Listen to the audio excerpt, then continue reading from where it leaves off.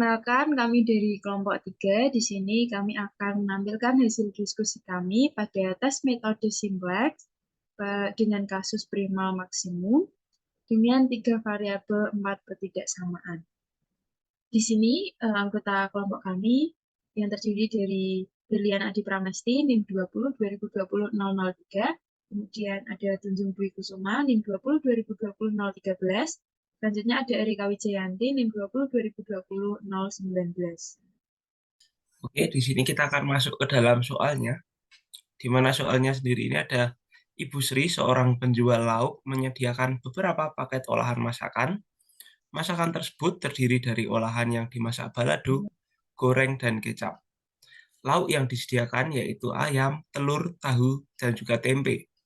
Paket olahan balado terdiri dari 15 potong ayam, 5 butir telur, 5 potong tahu, serta 30 potong tempe. Untuk paket olahan goreng terdiri dari 5 potong ayam, 5 butir telur, 15 potong tahu, serta 20 potong tempe. Untuk paket olahan kecap sendiri terdiri dari 15 potong ayam, 5 butir telur, 10 potong tahu, serta 25 potong tempe. Hari ini, Ibu Sri hanya menyediakan 150 potong ayam, 60 butir telur, 110 potong tahu, dan 310 potong tempe. Sedangkan untuk keuntungan olahan balado yaitu 120.000, keuntungan olahan goreng 70.000, dan keuntungan olahan kecap 120.000. Berapakah jumlah paket olahan masakan yang dapat dibuat Ibu Sri supaya mendapatkan keuntungan maksimal? Selanjutnya, kita akan membuat tabel untuk mempermudah kita dalam membuat fungsi tujuannya nanti. Di mana dari baris pertama ini kita isi dengan balado, goreng, kecap, dan juga persediaan. Sedangkan untuk kolomnya sendiri kita isi dengan ayam, telur, tahu, tempe, dan juga harga. Di mana X merupakan banyaknya paket olahan balado, sedangkan Y banyaknya paket olahan goreng, dan Z merupakan banyaknya paket olahan kecap.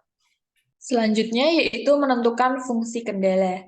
Nah, dari tabel tadi kita dapat tentukan fungsi kendala yang pertama yaitu 15X plus 5Y plus 10Z kurang dari sama dengan 150, 5X plus 5Y plus 5Z kurang dari sama dengan 60, lalu yang ketiga 5X plus 15Y plus 10Z kurang dari sama dengan 110, dan yang keempat 30X plus 20Y plus 25Z kurang dari sama dengan 310. Selanjutnya untuk syarat non-negatifnya yaitu X, Y, Z harus lebih besar dari sama dengan 0.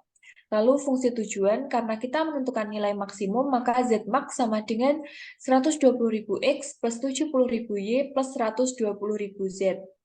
Selanjutnya kita menentukan bentuk standar dari metode simplexnya. Karena di sini tandanya kurang dari semua, maka kita tambahkan variabel slang. Yang pertama yaitu 15X plus 5Y plus 10Z plus slang 1 sama dengan 150. Kedua yaitu 5X plus 5Y plus 5Z plus slang 2 sama dengan 60. Yang ketiga yaitu 5X plus 15Y plus 10Z plus slang 3 sama dengan 110. Yang keempat yaitu 30X plus 20Y plus 25Z plus slang 4 sama dengan 310. Untuk syarat non-negatifnya menjadi X, Y, Z, slang 1 sampai slang 4 itu lebih besar dari sama dengan 0. Lalu Z max-nya menjadi 120X plus 70.000Y plus 120.000Z plus 0 slang 1, 0 slang 2 plus 0 slang 3 plus 0 slang 4. Selanjutnya, untuk mempermudah pengerjaannya, kita akan menggunakan Excel dengan tabel iterasi simplex primal. Nah, di sini kita ada beberapa kolom dan baris. Yang pertama ada kolom iterasi, di mana kolom ini nanti akan diisi dengan iterasi-iterasi selanjutnya. Kemudian di sini ada kolom CB yang nanti akan diisi dengan koefisien basisnya. Kemudian di kolom selanjutnya ada beberapa baris. Yang pertama ada baris CJ. Nah, di baris CJ ini kita akan isi dengan koefisien fungsi tujuannya. Kemudian di sini ada baris BV per XJ. Nah, di sini akan diisi dengan variabel X, Y, Z, slang 1, slang 2, slang 3, slang 4, RHS, rasio, dan juga operasinya.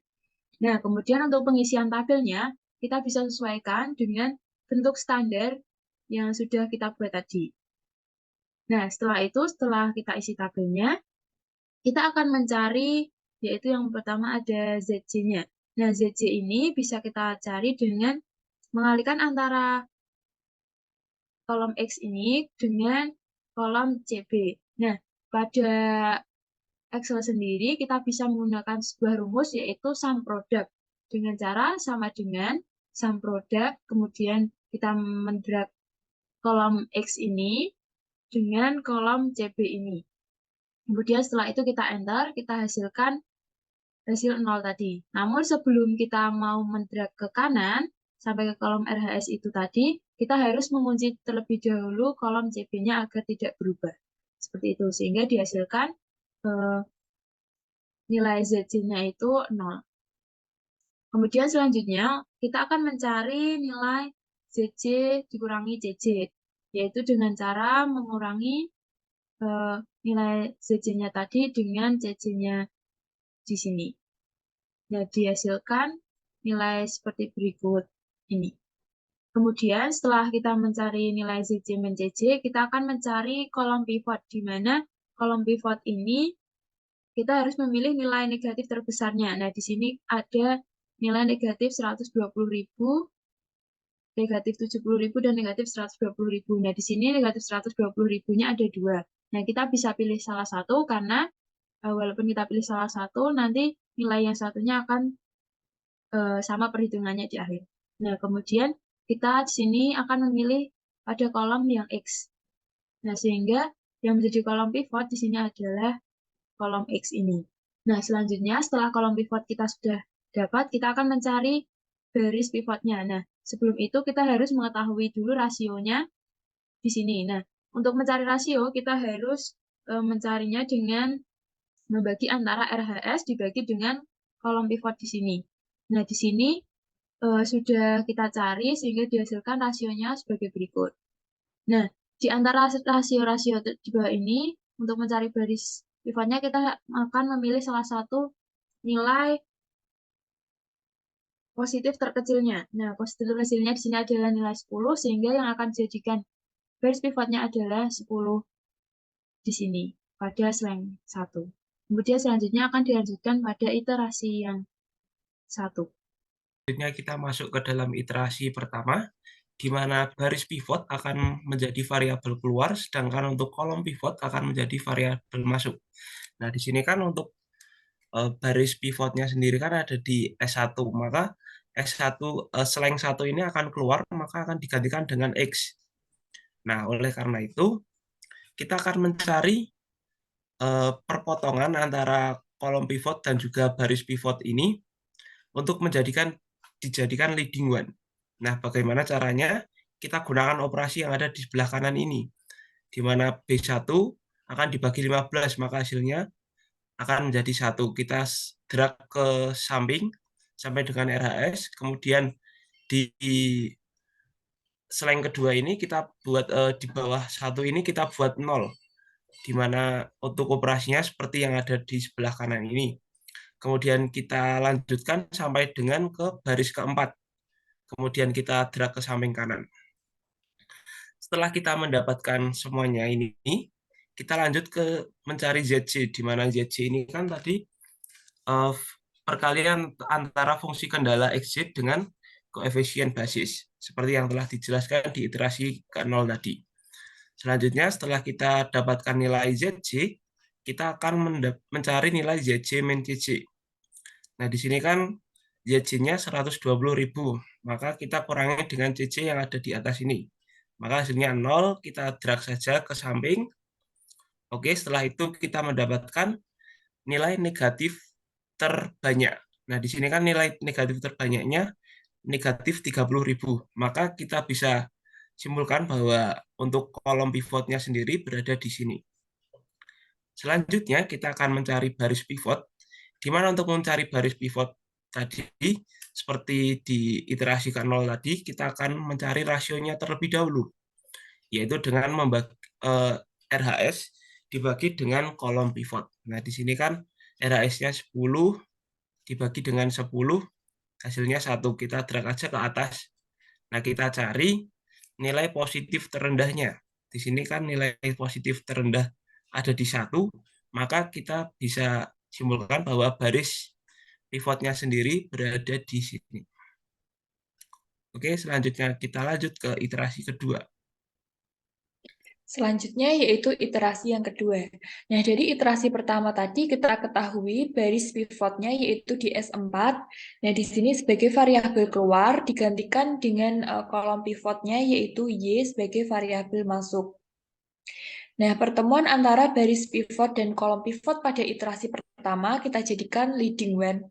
Nah, di sini dengan cara yaitu baris keempat pada iterasi pertama itu kita bagi dengan 10. Nah, setelah ketemu 1, maka dapat kita drag ke samping kanan kiri. Selanjutnya untuk baris di atas leading one, yaitu kita jadikan 0 semua melalui operasi yang berada di samping kanan ini. Nah, setelah ketemu semua nilai 0, maka kita drag ke samping kanan kiri. Nah, dari tabel ini apabila sudah penuh nilai, maka kita dapat mencari nilai ZJ seperti pada operasi yang sebelumnya. Setelah kita ketahui nilai ZJ, maka kita mencari nilai ZJ min CJ. Nah, di sini kita pilih nilai yaitu negatif terbesar untuk kita jadikan sebagai kolom pivot. Yaitu di sini ada min 15.000 dengan variabel Z sebagai kolom pivotnya. Selanjutnya kita dapat menentukan rasio yaitu RHS yang dibagi dengan kolom pivot. Nah, dari rasio ini kita ketahui, kita cari nilai yang paling positif terkecil. Nah, di sini yaitu nilai 4. Nah, nilai 4 ini terdapat dua nilai. Kita bebas memilih salah satu karena nanti hasilnya akan tetap sama. Nah, di sini kita pilih yang slang 2 sebagai baris pivotnya. Nah, selanjutnya kita dapat melakukan iterasi yang ketiga. Slang 2 kita jadikan sebagai variabel keluar, lalu Z-nya kita jadikan sebagai variabel masuk. Nah, untuk leading one-nya yaitu berada di pertemuan antara baris pivot dan kolom pivot di iterasi kedua, yaitu di 1,6667 kita jadikan leading one dengan cara baris kedua pada iterasi kedua kita bagi dengan 1,6667. Nah, lalu kita drag ke samping kanan kiri. Selanjutnya, baris di antara leading one tadi kita nolkan dengan melalui operasi yang berada di samping kanan. Setelah semua nilai terpenuhi, kita dapat mencari nilai ZJ seperti pada perhitungan sebelumnya. Lalu kita mencari nilai ZJ min CJ. Nah, ternyata di sini nilai ZJ min CJ-nya sudah positif semua, maka iterasi stop sampai di sini. Dan di bagian RHS itu dapat kita jadikan sebagai hasil perhitungan dari perhitungan yang sudah kita lakukan. Nah, di sini nilai X itu sama dengan 5, nilai Z sama dengan 4, dan nilai Y sama dengan 3. Lalu untuk nilai ZJ-nya itu sama dengan 1.290.000. Nah, untuk representasi RHS akan kita bahas di kesimpulan di next slide. Selanjutnya kita masuk ke dalam kesimpulannya. Jadi jumlah paket olahan masakan yang dapat dibuat supaya Ibu Sri mendapatkan keuntungan maksimal yaitu dengan 5 buah paket olahan masakan balado, 3 buah paket olahan masakan goreng, dan juga 4 buah paket olahan masakan kecap. Dengan total keuntungan Rp1.290.000. Sekian yang dapat kami sampaikan mengenai diskusi kami. Apabila ada kekurangan, mohon diberikan saran agar menjadi lebih baik. Terima kasih. Terima kasih. Terima kasih.